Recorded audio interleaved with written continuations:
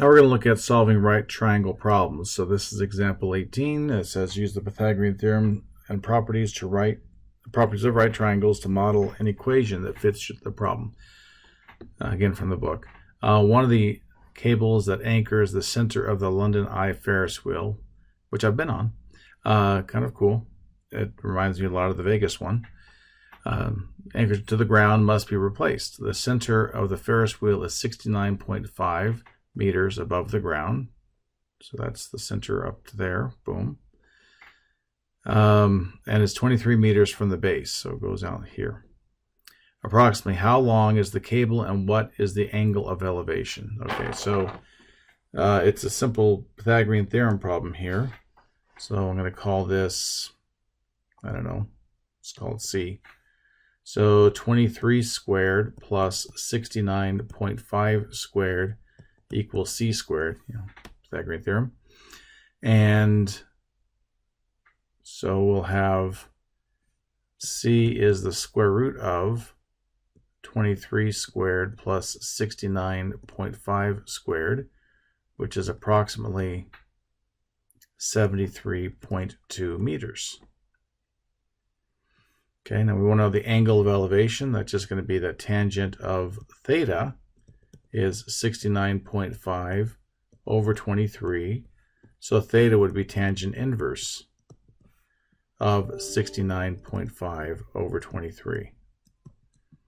And that's going to give us approximately 71.69 degrees. Okay.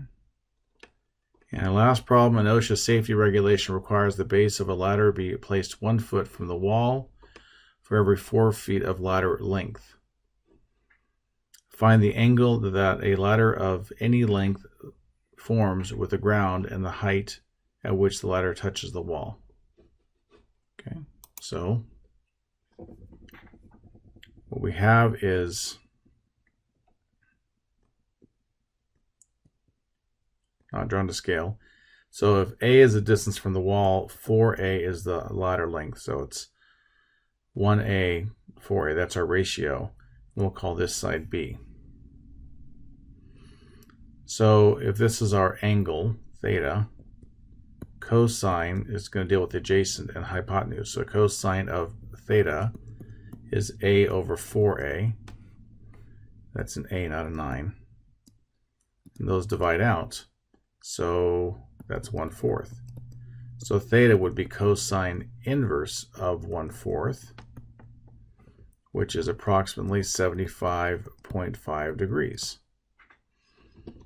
And then the last part of this is it wants us to get a ratio for the height where it's going to touch the wall. So we're going to basically find B with these numbers in place. So we'd have A squared plus B squared equals 4A quantity squared.